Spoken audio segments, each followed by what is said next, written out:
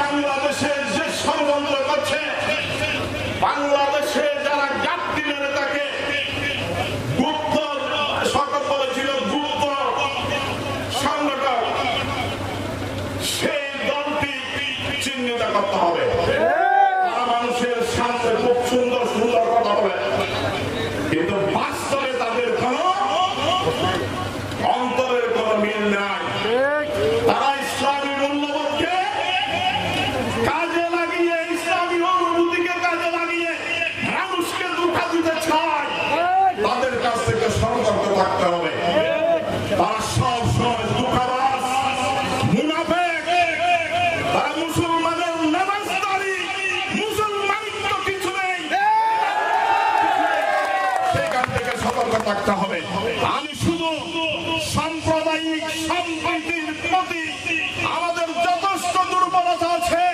আমরা সাম্প্রদায়িক সম্প্রীতির জন্য প্রয়োজনে নিজের রক্ত দেবো, তবু হতে যাবে না। আমি দেবো যাকে খুশি তাকে দেবো, এই স্লোগানে তারা বিশ্বাস করছে। তারা বিশ্বাস করতে আমার পরে আমাকে আমি দেবো, আওয়ামী লীগকে ভোট দেবো, এটাও তাদের কিন্তু স্লোগান।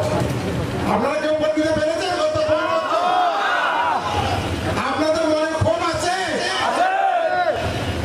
সুতরাং আগামী ফেব্রুয়ারি 12 তারিখের মধ্যে যে নির্বাচন প্রধান উপদেষ্টা আমাদের ডক্টর মিশ্র ঘোষণা করেছেন এবং নির্বাচন কমিশনের সম্মানিত প্রধান নির্বাচন কমিশনের একটি রোডম্যাপ দিয়েছে এবং তারা কিন্তু এই রোডম্যাপের নির্বাচনের ট্রেন অলরেডি চালু হয়ে গেছে।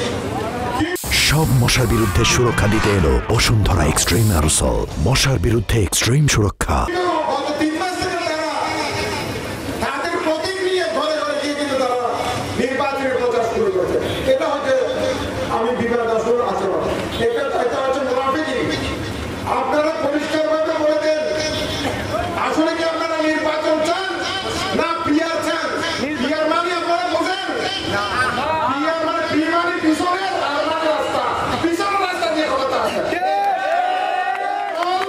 পিছনের রাস্তা দিয়ে ক্ষমতা আসতে চায়। কারণ তারা জানে বর্তমান বাংলাদেশে 12 কোটি মানুষ, যদিও ফেসবুক, ইউটিউবে বিএনপির বিরুদ্ধে বিভিন্ন অপপ্রচার শুরু করেছে,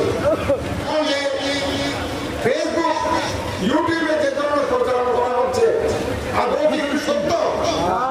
কিন্তু যেভাবে তারা তাদের কর্মী বাহিনীকে, বিএনপিকে ছোট করার জন্য, জিয়া রহমান সাহেবের দলকে খাটো করার জন্য তারা বিভিন্ন অপপ্রচার শুরু করেছে।